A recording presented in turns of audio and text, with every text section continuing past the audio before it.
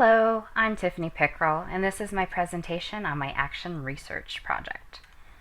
The essential question that I researched was what are best practices for integrating technology to meet state standards for first grade reading and writing with limited resources.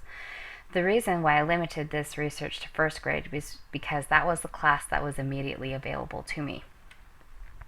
In an idealistic environment, we would love to have one-to-one student tech ratios where each student has the newest and the best cutting-edge technology. Unfortunately, the reality of it is technology costs money, and often a lot of it. The availability depends on the school's budget. And if you are a teacher that's lucky enough to get new computers, new tablets, new laptops, whatever you may be blessed with, often you are pretty well set for the next few years. An upgrade is very slow in coming. So what is a teacher to do? We're still expected to produce results. And not just any results, we're expected to produce progressive, positive results. Well, thank goodness for educators sharing tricky little skills that they have discovered. We start to become survival experts, and we need to share the love. Came across some great ideas in my literature.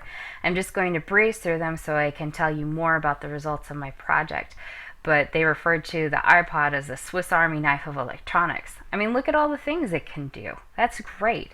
Flip cameras produce a great product. If you can't afford flip cams or some other digital camera, don't neglect the modern cell phone. Often they're equipped with a camera, and you could probably find them laying around. They have whole fundraisers where they collect old ones and they recycle them, so you could probably get your hands on a few that have a camera. It's a great starter for a digital camera. The lone computer, put it to work, make it a workstation, have students collaborate on stories in a rotation. Use Screencast-O-Matic to make videos for differentiated instruction. Let the students know exactly what they're supposed to be doing at that station so that they don't have to keep asking you while you're in a rotation with a different group. Great stuff. Technology is awesome. Tablets. New varieties coming out with different pricing and different options. Don't neglect the refurbished ones. They work pretty good. And also utilize that PLN, that professional learning network, so that you can get reviews and know what's going to be the best fit for your classroom. Pocket projectors are getting smaller and becoming more available. They make a screen that's hard to see easy to share. And be flexible. Technology is always changing, and that's why I incorporated this picture again. I mean, take a look at this stuff on here. Webcams, a lot of people aren't using them too much anymore because they're built into computers these days. And I think that this is a Palm Pilot, but I'm not entirely sure. And then even these information storage devices here. When I was in school, we used to save everything on a floppy disk. Now they don't even incorporate disk drives into computers. Well, CD drives, but nowhere for a floppy. More suggestions for great software to use on these devices, and most of these are free, I believe. We've utilized a lot of them in this class, and we suggest them to teachers. I especially love the storyboarding section. Glogster, Prezi, ToDoLove, Pixton. And what's so great about them is they're so easy to use. If you get past just using the tech, teaching students how to use the tech, and they can just get into making a product, you're really getting into the creativity and the innovation that we're trying to elicit from students. And even with blogging, EduBlogs and KidBlogs are safe, secure blogging sites so that we can put our kiddos out in the global community but still keep them safe and secure, and that's very important. With educational technology, there is a philosophy that needs to be incorporated in the classroom, and I want to talk about social networking. I hear this a lot, mostly from my parents and other people who are around the same age as my parents, that people my age and younger spend a lot of time on their phone. And it's not that we're just texting one person. We are social networking. We are part of a virtual community.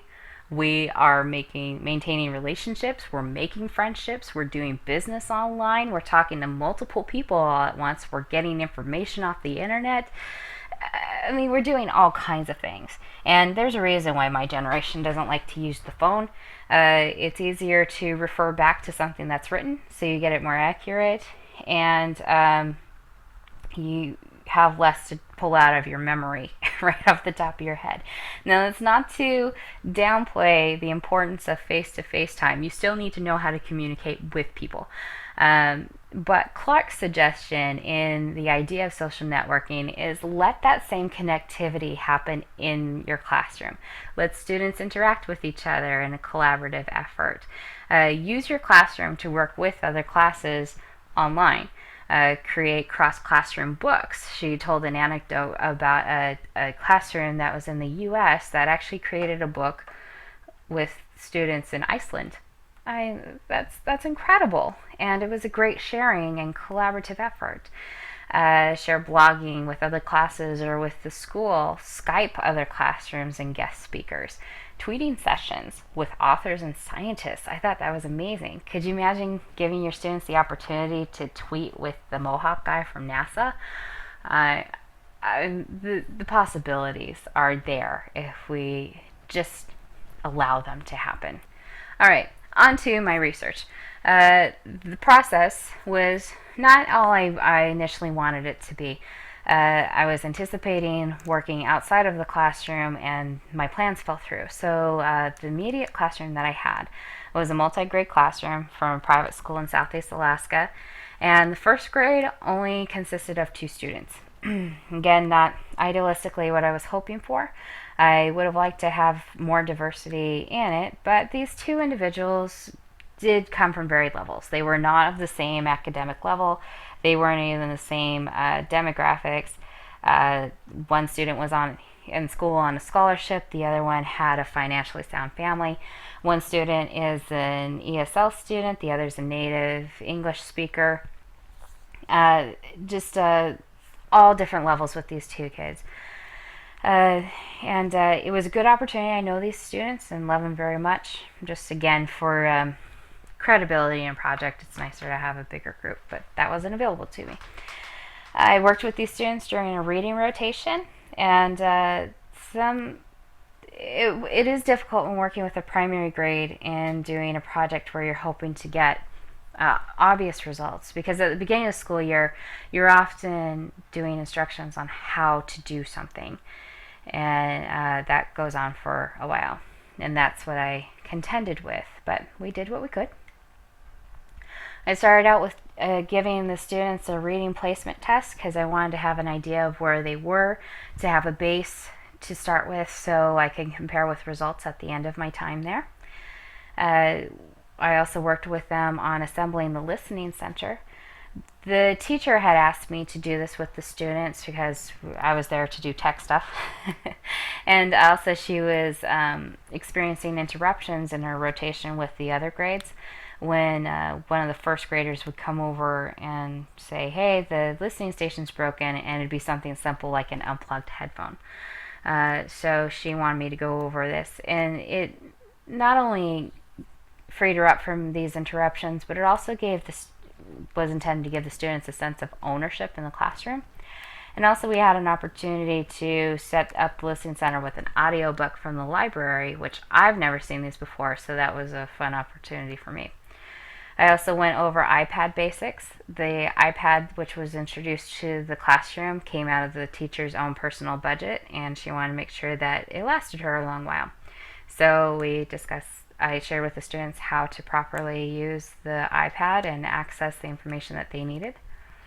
We also were able to go over some different iPad apps, like watching read-alouds by actors.